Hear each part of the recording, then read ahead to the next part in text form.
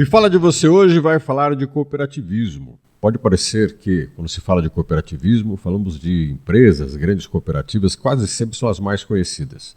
Em algumas regiões do Brasil, alguns de vocês inclusive, em várias regiões do país, podem pensar, mas cooperativismo, uma coisa muito distante. Mas essa pessoa que eu vou conversar hoje conhece profundamente sobre o que é uma cooperativa.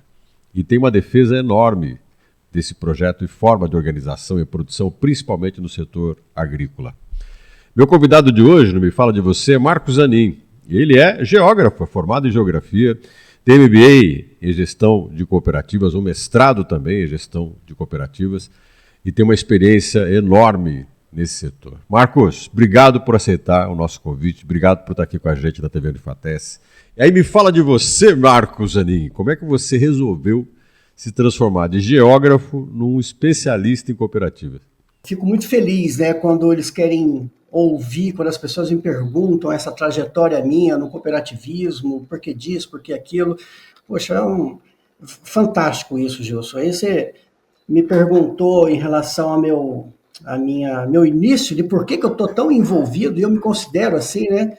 Me considero cooperativista, né? Porque é uma coisa que não se adquire da noite para o dia, já iniciando talvez nosso bate-papo. A cultura cooperativista é um processo longo, né? Porque envolve muita gente a envolver pessoas diferentes, enfim, é uma coisa assim bem complicada, mas é gratificante.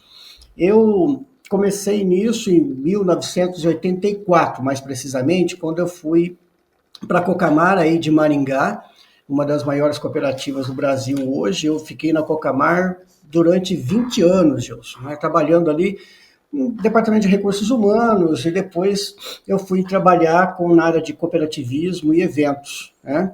E é uma coisa que eu sempre agradeci a Deus, foi a oportunidade de ter tido as primeiras essa experiência, né, na Cocamar, para conhecer aquilo que, igual você disse, puxa, as pessoas têm ideia de cooperativa, grandes cooperativas, Coamo, Cocamar, Cevale, Cooperativa Lar, enfim, Comigo lá de Goiás, aquela coisa toda. Depois nós vamos entrar nessa questão dos ramos do cooperativismo, para vocês verem como que ela consegue atender as necessidades econômicas das pessoas de todos os ramos. Mas, enfim, depois, na Cocamar, eu comecei a fazer, até vou corrigi-lo, mas é culpa sua, talvez minha, fiz licenciatura em Geografia na UEM, eu não sou geógrafo, fiz licenciatura em Geografia na UEM, foi uma escola fantástica para mim também, né? E depois eu fiz uma especialização na Unicinos, MBA, enfim, e há 5 anos atrás eu terminei um mestrado na PUC do Paraná, que o tema é justamente esse, Gilson. Eu queria saber como que as cooperativas impactam ou não no processo de sucessão da agricultura familiar.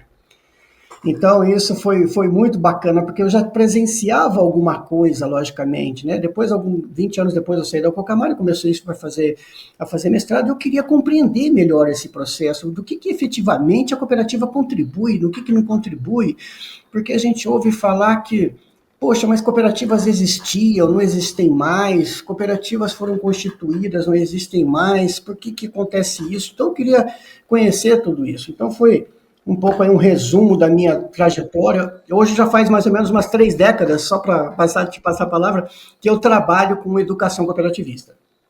Agora, tem uma coisa legal que você coloca, que é o teu estudo de mestrado, que eu acho uma coisa interessante. No Brasil, a história da agricultura brasileira, da produção agrícola brasileira, é quase sempre de concentração de propriedades, grandes extensões de terras. Em algumas regiões do Brasil, o padrão da propriedade brasileira é o padrão da terra extensiva, monocultura. E você resolveu estudar a sucessão em propriedades menores. A agricultura familiar, por exemplo, no Brasil existe, ela resiste, mais do que existe, ela resiste. Ela sofre uma pressão muito grande de mercado, de condições de dificuldades técnicas. A família que está na agricultura hoje, brasileira familiar, ela é uma família que cresce, não pode manter os filhos no campo, a sucessão é complicada, porque a terra é única, a família cresce, não dá para ficar dividindo uma propriedade que não é muito grande. E a cooperativa parece que para você é uma solução um pouco para isso. O cooperativismo deveria ser, e na tua percepção, a forma que a gente pode ter de manter as pessoas no campo e fazer um outro campo que não esse campo tradicional brasileiro da monocultura? É possível criar um campo diferente, uma agricultura diferente no Brasil com o cooperativismo? Obrigado pela pergunta, Gilson. É justamente isso que a gente sempre ouve. Ah, eu tenho uma propriedade de 10 alqueires, né, pouco mais de 24 hectares, para mim dá. Mas meu filho está crescendo. Aí eu vou ter que dividir essa área de terra com ele. Para mim está dando, mas e para o meu filho? E para o neto dos meus filhos? Eles vão estar aqui. Então isso praticamente, essa rentabilidade, eu vou ter que dividir com eles. Aí é que acontece o quê? Ficam os velhos na propriedade muitas vezes, os filhos saem da propriedade rural e vão trabalhar na cidade. Aquela propriedade não tem novas tecnologias, não tem novas culturas, não aumenta a questão da diversificação, e os pais morrem, e daí o filho arrenda essa terra para o vizinho, ou então vende essa terra e compra, sei lá, alguma coisa na cidade, quando eu estou falando isso, que isso é muito comum acontecer.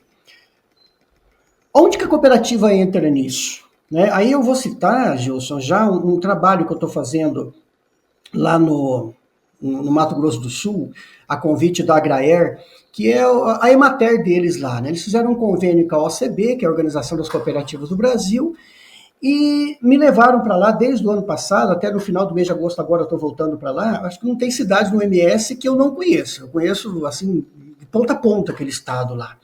Justamente para isso, Gilson. Olha que bacana, bastante pertinente a sua pergunta. Tá, lá tem uma fazenda de 400 alqueires. Ela foi desapropriada, foi paga lá para o proprietário da terra e colocou lá, sei lá, 100 famílias nessas terras, com cada um com o seu latinho. Eles vão sobreviver do quê? Eles vão comer o quê? Eles vão fazer o quê? De que forma de organização? Porque não adianta você pegar, colocar na mão de uma pessoa, mesmo que ela tenha alguma identificação com o agro, né, vamos dizer assim, se você não der estrutura para ela, se você não der novas tecnologias para essa pessoa, se você não mostrar para ela que se você plantar, sei lá, quiabo, milho verde, da forma como que você está plantando, pode ser que tenha que dar para você, mas se você continuar assim, quando vier teus filhos, isso aí não vai dar para você nem para o teu filho. Então, quem é que vai fazer esse trabalho? O governo vai fazer esse trabalho? O governo muitas vezes não tem condições de fazer isso, porque são milhares de pessoas que têm pequenas propriedades rurais. O que a Agraer faz lá no MS, ou a Emater procura fazer aqui também no Paraná? É procurar levar, de alguma forma, essas tecnologias para essas pessoas. Tá, mas aí eu preciso produzir mais. Tá, eu vou produzir mais. Eu vou vender para quem isso? Individualmente, eu não tenho espaço na cidade. Isso está muito claro, isso que eu presencio. Agora, a minha quantidade de milho verde, a minha quantidade de quiabo, de maxixe, de abóbora, junto com a do professor Gilson, já do fulano, Beltrano, nós temos um montante que nós temos como negociar isso na cidade, vender isso de forma mais consistente e sustentável. Assim eu consigo um melhor preço e assim eu consigo investir mais em tecnologia, e aquilo que eu produzia hoje, antigamente, que era 7 sacos, por exemplo, de café por hectare, isso é um fato, Gilson, e hoje eu consigo produzir 120 sacos por hectare, é resultado do quê? De novas tecnologias, de novas variedades, de adubo diferente e tudo mais. Tá, mas eu sozinho não consigo tecnologia, eu não consigo fazer isso sozinho individualmente. Como que eu vou fazer isso? Uma cooperativa de pequenos produtores rurais que chega no produtor e fala: tá aqui a tecnologia, tá aqui o adubo, tá aqui a ferramenta que você precisa para produzir peixe, por exemplo. Quando nós recebermos isso, a gente desconta esse adubo, desconta esse aerador, desconta essa peneira, desconta esse arame farpado, e você recebe o teu dinheiro. Nós vamos organizar essa produção e vamos entregar para o grupo o açaí, para o Super Mufato, para a Ceasa, sei lá para quem, de forma organizada. A tua colocação é fantástica, fantástica. Eu achei demais, mas eu quero colocar um ingrediente brasileiro nisso. A gente sabe que é cooperativismo no Brasil. Uma vez eu fiz uma viagem a convite de uma cooperativa de crédito para conhecer a origem do cooperativismo no sul do Brasil, no Rio Grande do Sul, e conhecer um pouco a história desse cooperativismo. É muito encantador, vem muito do modelo europeu. Na Europa ainda existe muito esse princípio. Se você vai na Alemanha, por exemplo, isso é uma característica muito da cultura agrícola alemã. No Brasil, isso está crescendo. No sul e sudeste brasileiro, o cooperativismo tem crescido muito, mas tem regiões em que há resistência em relação ao cooperativismo. Há uma cultura de desconfiança. Porque eu calculo que quando você vai fazer essa defesa do cooperativismo, falar das famílias que podem ganhar muito juntas, unidas, educar uma sucessão dentro da propriedade familiar para que você tenha a manutenção das pessoas no campo, as pessoas falam assim, tá, tudo bem, Marcos, mas eu não vou entrar nisso. Eu desconfio do cooperativismo. Na tua fala tudo funciona bem, mas eu tenho que confiar no outro. Você, o Marcos é produtor, eu sou produtor, o João ali é produtor, nós três vamos ter que confiar um no outro. Tem desconfiança nessa história, Marcos? A cultura brasileira tem uma certa resistência ao cooperativismo, por quê? Antes de ontem, foi isso? Acho que foi dia 22, nós estamos dia 24. Esse dia 24, eu estava em Cianorte, Gilson, lá no... como que é o nome? Num fórum de potencialidade lá da Amenorte. Tinham lá vários pequenos produtores rurais e cafeicultores e tudo mais, e me convidaram para dar uma palestra sobre a importância do associativismo e a diversificação de culturas para a pequena propriedade rural. E fui eu lá falar para eles. Legal, legal. Aí uma das informações que eu passei para eles, que eu vou passar para você já respondendo a tua pergunta, muitos países da Europa têm mais de 40%, 50% das pessoas economicamente ativas em algum tipo de cooperativa. Cultura cooperativista. O padre Teodoro Amistade, que você foi lá visitar no Rio Grande do Sul, lá na linha Imperial, Nova Petrópolis, no Rio Grande do Sul, ele trouxe da Europa, ele é suíço, se não me engano, ele trouxe lá, além da Bíblia, ele trouxe a cultura cooperativista. E ele queria levar essa cultura cooperativista justamente para melhorar a qualidade de vida dos pequenos produtores rurais. Foi aí que surgiu, em 1902, a primeira cooperativa de crédito do Brasil, que é o Sicredi, hoje. Saiu lá de 1902. Então começou em 1902 isso. Agora você imagina você tentando falar que a união de forças você consegue melhores resultados e tudo mais. Ah, beleza, que bacana, vamos sair formando cooperativa. Você lembra que eu falei que no começo do nosso bate-papo que foi um longo processo para eu me considerar consciente do sistema cooperativista? Foi um longo processo. Então não pensem vocês que esse trabalho que eu estou fazendo nos assentamentos, por exemplo, lá no MS, que eu saio de lá e viro as costas, vamos constituir cooperativa. Não vão. Eu preciso voltar, a greve precisa voltar, a gente precisa bater nisso. Por quê? Porque muitas vezes tiveram cooperativas constituídas no MS, no Paraná, no Rio Grande do Sul, no Nordeste, em que eu estou com o poder e comando da cooperativa, eu pego esse poder da cooperativa, sobreponho ele do interesse coletivo, eu enriqueço muitas vezes, eu consigo enganar as pessoas e eu destino esse dinheiro que a cooperativa ganhou, vamos dizer assim, para um determinado clã de meu interesse. O que vai acontecer com a cooperativa, Gilson? Ela vai quebrar. Aí você vai lá e depois querer falar que vamos constituir uma cooperativa. Ele já está escaldado disso. Não dá certo. Não dá certo, professor? Não dá certo. Mas você está se contradizendo? Não estou contradizendo. Dá certo quando as pessoas têm consciência cooperativista. Aí entra o meu papel como instrutor, como professor, de falar que tem cooperativas que são redondinhas, perfeitas, maravilhosas. Por quê? Porque as pessoas participam, elas sabem dos seus direitos, elas sabem dos seus deveres, elas estão no dia a dia da cooperativa, elas são fiéis à cooperativa, ela não usa a cooperativa apenas como um trampolim, porque lá na esquina eu não tenho um bolo de arame farpado. Aqui eu tenho, então eu compro aqui porque é mais barato. Agora lá na esquina está mais barato, eu compro lá. Eu estou entregando uma caixa de milho verde na cooperativa porque ela está pagando melhor. Lá na esquina está pagando melhor, eu entrego lá. Se ele fizer isso, que eu estou falando de imediatismo, de oportunismo, a cooperativa quebra, Gilson. Então, antes da cooperativa admitir associados, eu sempre falo isso nas minhas palestras e nos cursos que eu dou em cooperativas, a cooperativa tem que ter consciência, diretoria, conselheiros e tudo mais, que nós temos que admitir associados na cooperativa e não clientes. Porque quando você admite um associado, ele sabe que lá na esquina, às vezes, a esquina vai estar vendendo mais barato. Às vezes, lá na esquina, ela vai estar pagando melhor por um produto seu. Só que toda vez que eu fizer isso de desviar, eu enfraqueço a minha cooperativa. Quanto mais eu enfraqueço, menos condições ela tem que estar no mercado. Quanto menos condição, ela vai quebrar. Com certeza vai quebrar. Aí será que lá na esquina vai estar pagando melhor o preço? Será que vai estar vendendo mais barato? Não vai. Aí tem uma coisa que você coloca que é as pessoas precisam, pelo que você disse, não ver a cooperativa só como uma questão de ganho pessoal, de bom negócio, mas também de você trabalhar com outras pessoas. Então, aí o coletivo tem que estar acima do individual. O coletivo tem que estar acima do particular. E você sabe que a gente vive numa sociedade que você estimula exatamente o contrário. A gente tem que pensar na gente e não nos outros. Né? A gente tem que pensar em nós e não nos outros. E você tem que educar as pessoas no cooperativismo a aceitar que a decisão da maioria tem que imperar sobre a decisão do particular. A gente tem que ter o compromisso de juntos vamos ficar e enfrentar as coisas juntos, por mais que uma saída individual poderia ser mais fácil, né? Mas a saída coletiva é sempre a melhor.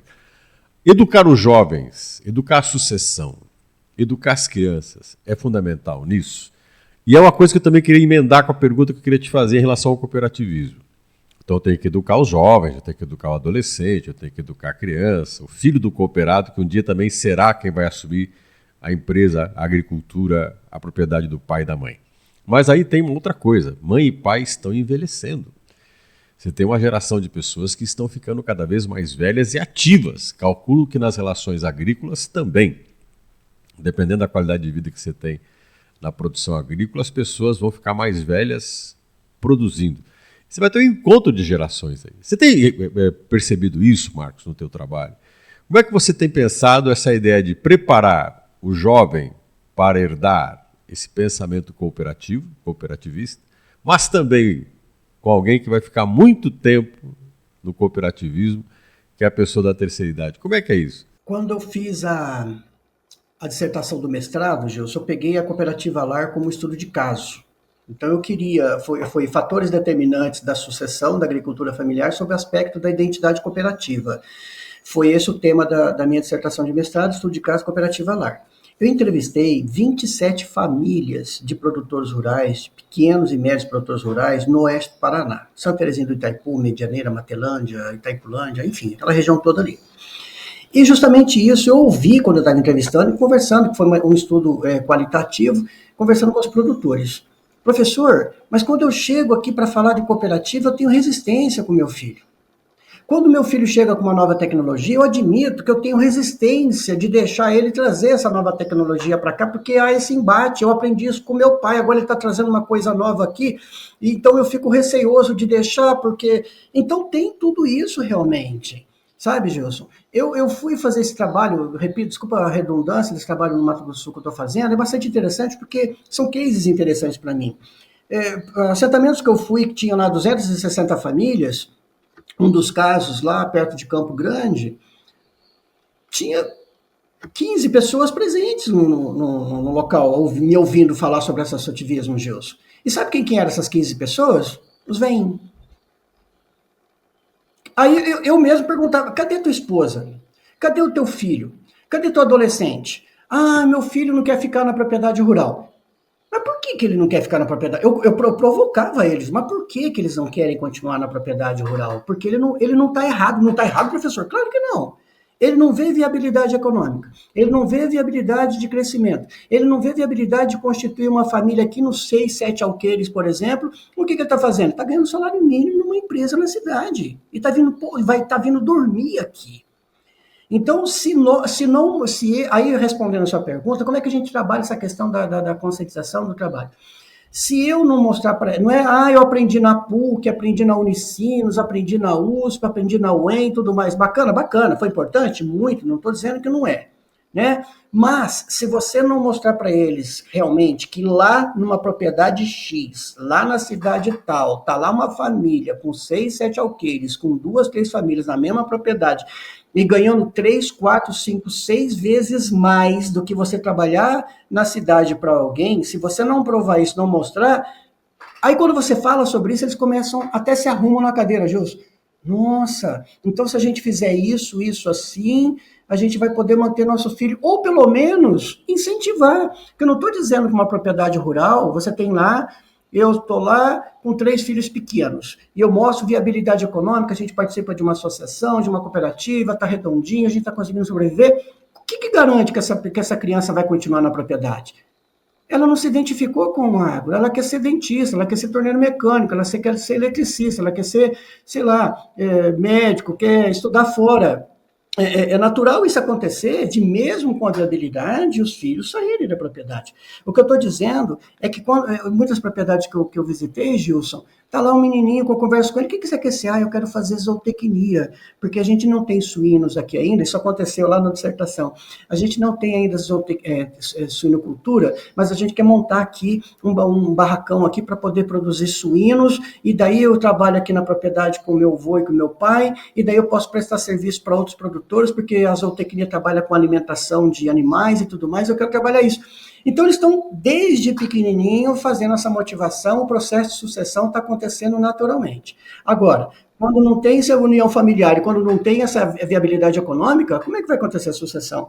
Não vai. Ô, Marco, eu vou fazer uma brincadeira com você. Você estava colocando agora sobre as pessoas que querem sair do campo e ir para a cidade. Querem trabalhar no escritório, querem ser médico, consideram que a vida urbana é melhor que a vida na produção agrícola, a vida agrária. E você tem toda uma lógica que você apresenta que fala, não, você pode ter uma família que viva muito bem, com uma boa renda, numa produção agrícola. Mas eu vou colocar um ingrediente aí. Desculpe. Tem a coisa do status. A ideia de assim, produtor rural não tem status. Ser produtor agrícola, eu tenho uma pequena propriedade, eu vou brincar aqui com você sabe que, né, eu não sou como você, eu tenho esse conhecimento que você tem. Eu tenho um sítio lá, mas dono de sítio, cara da roça. Né? Existe um produtor agrícola que é uma figura importante, que merece ser destacada e que precisa ter status. A gente precisa entender que tem valor e é referência também. Quer dizer, o produtor agrícola é um cara que tem formação, tem graduação, tem conhecimento, usa tecnologia, tanto quanto uma pessoa que trabalha no mundo urbano, que trabalha no escritório de contabilidade. Gilson, antigamente, o Tião Zanin, que é meu saudoso pai, ele dizia assim, filho, você tem que sair do sítio para você estudar. Isso o papai falava, isso nossos tios falavam, isso as pessoas mais antigas falavam. Você tem que sair da roça para estudar. Hoje, para você continuar na roça, você tem que estudar. Entendiam essa questão? Aí vem o quê? Vem você buscar novas tecnologias, ir para a faculdade, estudar administração, estudar gestão, estudar para poder transformar o agro em realmente, eu estou falando de pequenas, médias e grandes propriedades rurais, que eu não estou falando que grande propriedade rural não quebra também não, viu? Quebra também. Eu já vi pequenas propriedades rurais muito mais viáveis do que 200 alqueires. Isso presenciei. Então, assim, quando a gente trabalha a educação, aí tudo cai, percebeu que tudo cai na educação, na conscientização, na informação? Eu estava dando uma palestra no Colégio Agrícola, Gilson, que tinha lá mais de 100 alunos nesse Colégio Agrícola, isso faz muitos anos atrás. E falando sobre a importância das cooperativas e tudo mais, não sei o quê, e eram todos filhos de produtores rurais, olha só a situação. Aí eu provoquei, eu falei, eu vou provocar, eu quero só ver como é que vai ser. Eu falei, gente, eu preciso fazer um relatório depois para passar aqui para os meus gestores lá e tudo mais, eu preciso saber daqui de vocês quem é filho de produtor rural aqui e mora na roça.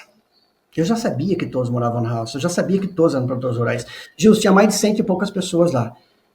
Uns 20 mais ou menos ergueram os bracinhos assim, ó. Sabe?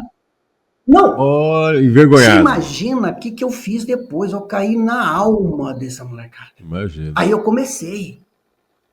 Eu falei para eles o seguinte, em 2050, não é eu que estou falando, isso é ONU. Em 2050, nós vamos ter que aumentar em até 70% de tudo que a gente produz de alimentos no planeta, nós vamos ter que aumentar em mais de 60%, quase 70%, nós vamos ter que produzir de alimentos, Gilson. Eu falei para eles, a gente não come notebook, nem Instagram, nem Facebook, a gente não come X, a gente não come iPhone, a gente come comida. É muita coisa que nós vamos ter que trabalhar na roça, trabalhar. Então, quando eu falo roça, é indústria voltada no agro, é empresas de tecnologia, é tudo isso voltado a gente conseguir produzir 70% de alimento. Nós vamos ter mais de 10 bilhões de pessoas no planeta. Ô Marco, e toda essa tecnologia vai ter que produzir, ajudar a produzir mais. Quer dizer, se você falar, a gente tem notebook, informática, toda essa inteligência vai ter que estar voltada também à produção agrícola. Utilizar isso para você produzir. Exatamente. Porque quem é que sai, por exemplo, no Paraná, há 20 anos atrás, aí se alguém até pode me ajudar melhor, você produzia 100 sacas de soja por alqueire, Gilson, e você sobrevivia 20, 30 anos atrás. Hoje produz mais de 200, porra. E como que você conseguiu aumentar essa produção? Aí eu falei para eles isso, falei, como é que você consegue aumentar isso? É estudando pra caramba, é acionando o computador, é entrando na internet, é fazendo novos estudos, é laboratório, isso é tecnologia que a gente tem que utilizar ela para aumentar essa produção, e a gente tem como aumentar isso, isso é provado, a gente tem como aumentar esse mais de 50% de produção alimentar no mundo, sem derrubar uma árvore da Amazônia, eu falei para eles. É isso que eu te falo, tem a questão também ambiental que envolve isso. Né? O cooperativismo tem um vínculo muito grande com a questão ambiental. Eu falei para eles, para a gente exportar hoje pro Brasil, do Brasil, lá fora, eles querem saber da onde que veio esse frango. Como foi utilizado esse frango? Como foi estudada a cadeia produtiva desse frango? Teve exploração de crianças e tudo mais, teve desmatamento, e os caras não compram. Então, vocês têm que pensar que isso é tecnologia. Então, a gente tem que utilizar esse meio de comunicação, toda essa tecnologia que vocês têm disponíveis, para produzir isso, eu falei para eles. Né? Poxa, Gilson, nós temos hoje no Brasil 5 milhões de produtores rurais. 5 milhões. Poxa, são um pouco mais de 1.200.000 são envolvidos com algum tipo de cooperativas. Por que eu estou falando isso? Porque muitas vezes eu não tenho essa tecnologia, mas a cooperativa pode ter para você de forma conjunta, meu Deus do céu. Aí você tem que se conscientizar. Então é só através disso que a gente consegue crescer dessa forma. Tá, mas tem um dado aí que eu acho importante, e você é uma demonstração disso. Eu vou usar você como exemplo, porque eu acho você exceção. E a gente vai falar da regra. Você é um cara que eu conheci, a gente tem aí, eu vou confessar para as pessoas agora que estão nos assistindo, o Marcos é um amigo de infância, o Marcos é um cara que eu conheço ele desde muito pequeno. O Marcos é uma pessoa que conviveu comigo muito tempo. E você vem de uma família que veio da zona rural. Seu pai era produtor rural, e você veio para a cidade. Seu pai veio para a cidade para realizar aquilo que ele mesmo falou, seu Tião.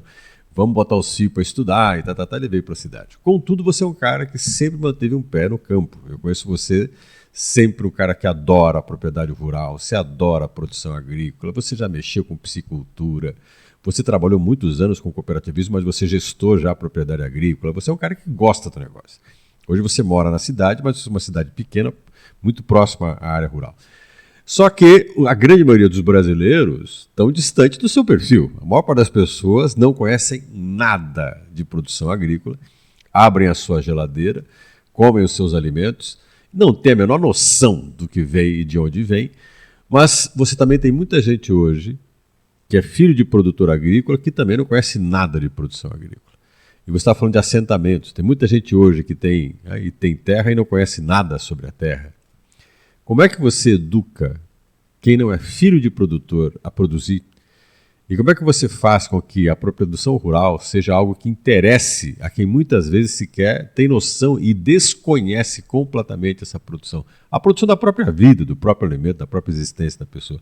Como é que se faz para as pessoas terem essa paixão que você tem por produção rural, por produção agrícola? Você lembra que eu falei agora há pouco do colégio agrícola e que uma meia dúzia de gato pingado ergueu a mãozinha? Enfim, para terminar aquela história e de repente respondendo o que você está me questionando aí, que é bacana a tua pergunta também nesse ponto. Depois que eu conversei para eles da oportunidade que nós temos, e repito, com estudo e tecnologia, responder por essa questão de produção de alimentos. É só assim que a gente vai fazer, e unindo força. Quando eu falei, incentivei, mostrei cases de sucesso de pequenos produtores rurais e mostrei também como que um produtor rural ele fica inviável na propriedade. Eu fui falando com esses meninos nesse dia e ficaram assim, me ouvindo realmente. Falaram, caraca, eu tenho muita oportunidade disso. Depois, no final do bate-papo com eles, eu falei, gente, eu esqueci de marcar aquela hora lá, quantas pessoas que são aqui filhos de produtores e moram na propriedade rural. Gente, quem é que mora aqui, afinal de contas? os dois braços, ergueram as duas pernas praticamente na cidade. O que faltou? Faltou incentivo, faltou que a gente acredita no jovem. Não é eu, cabelinho branco, cronologicamente, daqui a alguns anos eu não vou estar mais aqui. Quem é que vai assumir a propriedade rural? Os jovens, os pequenos produtores rurais. Perdão, as crianças que estão crescendo hoje. Se a gente falar, você vai quebrar isso aqui não dá certo, propriedade rural é sacrificoso demais, é muito sacrifício aqui, Deus me livre, não quero isso para você, nós não vamos ter alimento, Gilson. Então tem que haver esse incentivo. Olha, eu gostaria muito que você assumisse a propriedade, mas assim, assim, assim, assim. O que você acha? É conversar, é dialogar, base familiar religiosa, base familiar de conversa, de diálogo, para incentivar. Puxa, eu tenho que sair da propriedade, eu vou estudar numa faculdade, eu vou fazer uma pós-graduação, eu vou fazer mestrado, eu vou fazer doutorado. Eu conheço muita gente que é PhD e tem uma propriedade rural, Gilson. Mas produz com tecnologia, não produz 2 tilápias por metro quadrado, produz 20 tilápias por metro quadrado. O que vai dar resultado? As 2 tilápias por metro quadrado ou 20? 20. E 20 veio do quê? Uma cooperativa com tecnologia, com estudos e tudo mais. Então, quando você joga isso para os meninos, desses 120 que estavam lá esse dia, todos vão ser produtores rurais? Não. Mas os que forem produtores rurais vão ser muito bons naquilo que vão fazer a campo, que é aquilo que eu defendo. Ou você é muito bom hoje naquilo que você faz, ou você está fora. Eu tenho que ser o professor, eu tenho que ser o dentista, eu tenho que ter o advogado, eu tenho que ser o psicólogo, eu tenho que ser o produtor rural. Eu tenho que responder muito profissionalismo. Ai, vou morar no campo porque os passarinhos, ai, que bonitinho ouvir eles de manhã. Desculpa estar brincando assim. Ai, que legal. Que legal se você tiver uma renda bacana na cidade, você vai morar no campo. Agora, se você depender de produzir aquilo, defenda tudo isso, mas você tem que agir com tecnologia, senão você tá fora. Ô Marcos, aí tá, vamos falar de um tema delicado, mas que tem muito a ver, porque é também da tua experiência, é do que você tem feito. Você tem trabalhado com pequenos produtores, produção familiar, a importância do cooperativismo para esses produtores, a permanência das futuras gerações na propriedade rural. Perfeito, fantástico. Mas você também tem um trabalho com assentamento e você tem trabalho com a comunidade indígena. Aí antes da gente tocar nesse assunto, eu queria comentar um pouco sobre a questão da terra no Brasil. Muitos produtores, a geração dos nossos pais, por exemplo, dos nossos avós, perderam as propriedades rurais quando nós tivemos o fim de uma produção que exigia pessoas no campo e nós tivemos a mecanização da lavoura. Muitas pessoas foram embora. Muitas cooperativas se reinventaram com a mecanização e se mantiveram, mas também muitos pequenos produtores desapareceram. O sistema cooperativo é visto no Brasil e é discutido muito no Brasil como uma possibilidade de uma redemocratização ou da democratização da propriedade rural e da utilização da produção no campo para a tentativa de diminuir a desigualdade econômica no país e gerar possibilidade de trabalho para populações marginais, populações muitas vezes periféricas, integração de populações de baixa renda. Eu queria que você comentasse um pouco sobre isso. Será que muito da resposta do que o Brasil hoje tem como grandes problemas econômicos e sociais está no cooperativismo? Como é que a gente pode entender assentamentos e comunidades indígenas, que são vistas às vezes com aquele nariz torto por grande parte da sociedade? Os índios não gostam de trabalhar e assentamento é coisa de gente que tomou terra dos outros. Existe essa realidade ou não? Como é que o cooperativismo pode ser uma solução para se integrar essas populações a uma economia eficiente, que gere resultado para elas e também para a sociedade em forma de produção, qualidade, preço?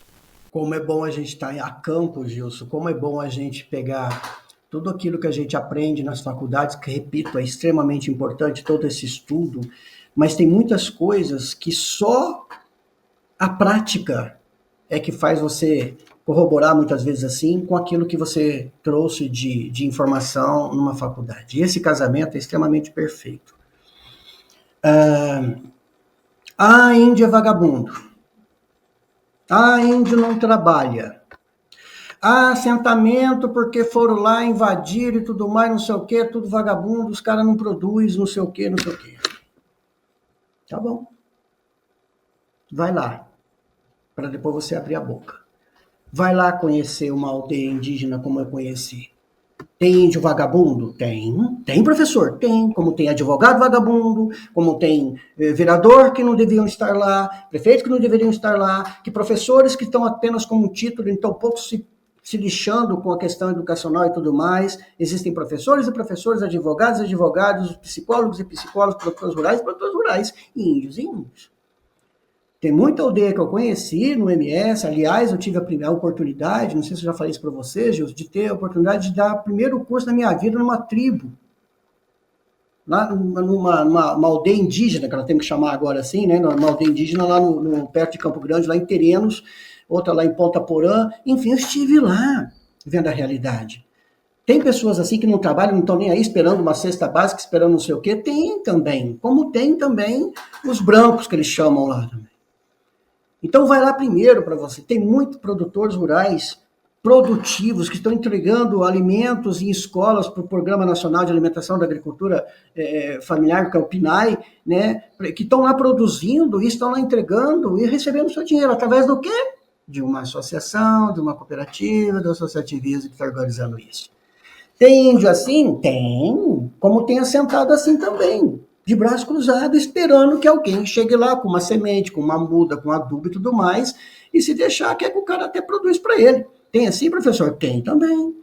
Então, nós não podemos, eu repito, desculpa, para fechar, nós não podemos generalizar. Primeiro vai lá conhecer. É fato que, aí eu estou falando pelo MS, porque eu não conheço direito os assentamentos aqui no estado do Paraná, mas no Mato Grosso do Sul, isso aí até conversando com o pessoal da Agraer, por volta de 40% aproximadamente dos assentamentos lá do Mato Grosso do Sul tem pessoas produzindo e sobrevivendo dessas propriedades rurais. É pouco? Muito pouco, porque o objetivo não foi esse. O objetivo foi colocar essas pessoas lá, que nós estamos pagando, e essas pessoas produzirem alimento, né, e deixar de ir para a cidade para causar todos esses problemas sociais que nós temos nos grandes centros e tudo mais. É fazer com que o agro produza. E tem como ganhar muito mais lá, meu Deus do céu. E isso eu presenciei. Então tem essas duas esferas. Tem gente lá que não trabalha? Tem, como tem na cidade também, Gilson. Se você andar aqui na cidade, eu moro em Congonhas, aqui no norte pioneiro do Paraná, você tem gente na rua que podia estar produzindo, e não estão. Estão esperando alguma coisa. Então, nós não podemos generalizar. Antes que eu me esqueça, Gilson, eu até acho que vou dar uma grana pro Betinho, brincadeiras à parte, mas uma pessoa que eu conheci, falei, gente, vocês querem conhecer? Vai lá conhecer o Betinho, assentamento Irapuru, lá em Nioaque, no Mato Grosso do Sul. Gilson, 7 alqueires. Em 1.000 metros quadrados, a pessoa ganha R$ 1.500 por mês líquido. Ele tem 4 áreas dessas, então eu estou falando em 4.000 metros quadrados, que ele ganha só nesses 4.000 metros quadrados R$ 6.000 por mês. As abobrinhas que ele não colhe, a mulher dele faz compota e vende na cidade, ele até briga para poder comprar as compotas da mulher dele. Isso eu não aprendi nas faculdades, aprendi ao vivo. O leite que ele produz, ele entrega na cooperativa também. Ele deixa o excedente lá, excedente não, ele deixa um pouco lá, que a mulher dele também produz mussarela e queijos, que vende na cidade também. Eu estou falando em 13, 14 mil reais líquidos por mês. Aonde você ganha isso na cidade? Fala para mim. Ah, Betinho, mas como que você... Professor, faz 28 anos que eu moro aqui.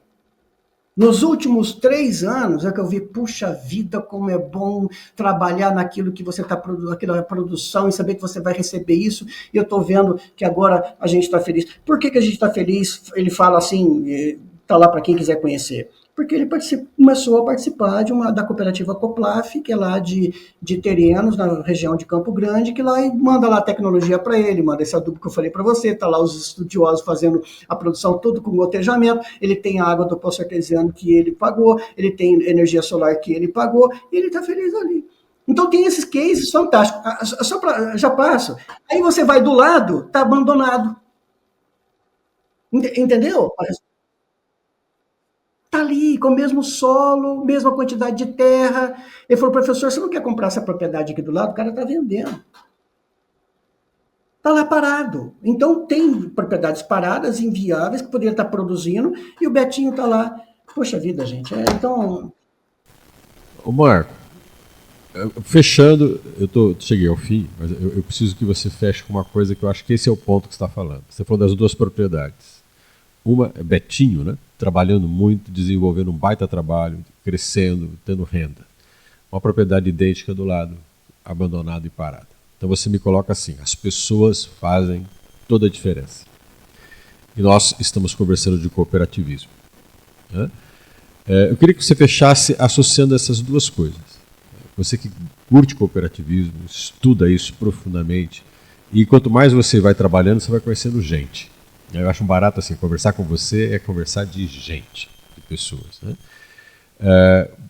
A tua expectativa com o futuro e o cooperativismo e as pessoas. Eu sei que eu vou ter aí 3 minutos para você falar, mas me resume em 3 minutos, se é possível, e pelo tempo que eu tenho para te oferecer, para a gente encerrar, como que o cooperativismo e as pessoas podem mudar a realidade nesse país, principalmente da desigualdade e de pessoas que estão em situação economicamente marginais. Bom, vamos lá. Eu ficaria o dia inteiro falando com vocês aqui, sem encher linguiça. Deus sabe disso que eu estou falando sério. Sabe? Assim, eu sei, mas vamos lá, rapidinho. Ah, professor, você falou só do cooperativismo agropecuário. Nós temos 7 ramos no cooperativismo nacional hoje, 7. 7 ramos. Esse Betinho que eu falei para você, onde é que a cooperativa acredita o dinheiro dele? Uma cooperativa de crédito. Está aí o Sicredi, está aí o Cicobi, está aí o Cressol, tem as cooperativas singulares de crédito.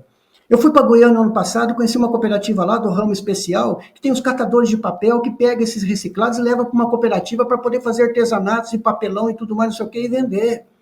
Tem as cooperativas, a maior cooperativa médica do planeta Terra, se chama Unimed, que está aqui no Brasil, do ramo de saúde. Está aí a Uniodonto, está aí a Unimed, tem as cooperativas do ramo de saúde. Tem as cooperativas de turismo e lazer, cooperativa de transporte, de eletrificação rural, enfim. Tudo que você imagina que você tem de forma a sobreviver economicamente, você sendo urbano ou não, você tem como fazer isso através do cooperativismo. É isso que eu estou falando para vocês. São 7 ramos. E eles são embasados em 7 princípios do cooperativismo, Gilson. Eu só vou falar o 5º.